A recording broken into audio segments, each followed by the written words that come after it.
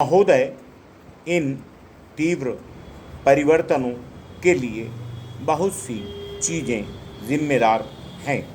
मैं समझता हूँ कि आखिर इतिहास की शक्तियाँ ही काम कर रही हैं। इतिहास ने शक्तियों को उभारा है जो लंबे समय तक दबी पड़ी थीं। इन 130 वर्षों में हमें एक अजीब चीज़ देखने को मिली है। अंग्रेजी साम्राज्य ने 19वीं सदी के शुरू के 25 वर्षों में रियासतों का एक सिलसिला खड़ा किया। यह नहीं कहा जा सकता कि उस काल के हालात में यह चीज़ उचित थी या नहीं। फिर भी यह कहना कठिन है कि अगर अंग्रेजी साम्राज्य न होता तो क्या होता।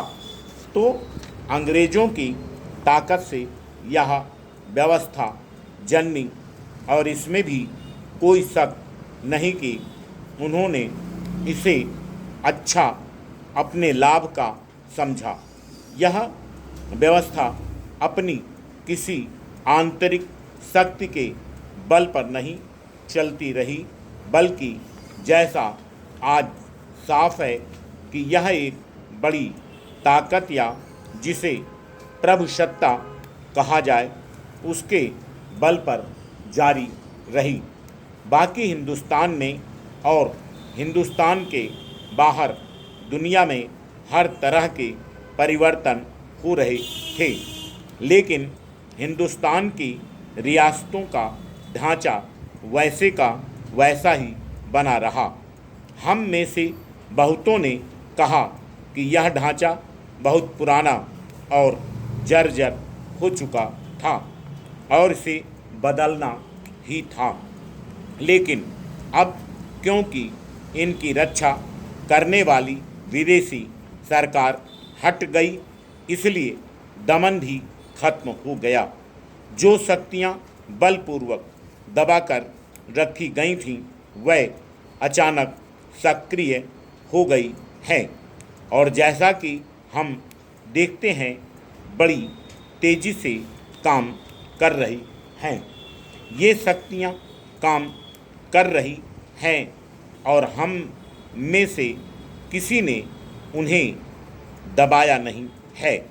लेकिन मैं समझता हूँ कि इस स्थिति से और एक बड़ी नाजुक और कठिन स्थिति से जिस ढंग से निपटा गया है उसके लिए सदन मुझसे सहमत होगा कि हम सब अपने मित्र और साथी उप प्रधानमंत्री के बहुत ऋणी हैं। तो बदलते हुए हिंदुस्तान के महत्वपूर्ण संदर्भ में ही हमें रियासतों के किसी भी विशेष मामले पर ध्यान करना होगा। दुर्भाग्यवश कुछ समय पहले हमने हिंदुस्तान का बंटवारा देखा। वास्तव में हमने हिंदुस्तान का बंटवारा हिंदुस्तान के टुकड़े और उसके एक टुकड़े को हिंदुस्तान से अलग होते देखा। कटने की इसी क्रिया के साथ साथ एक दूसरी चीज़ भी शुरू हुई।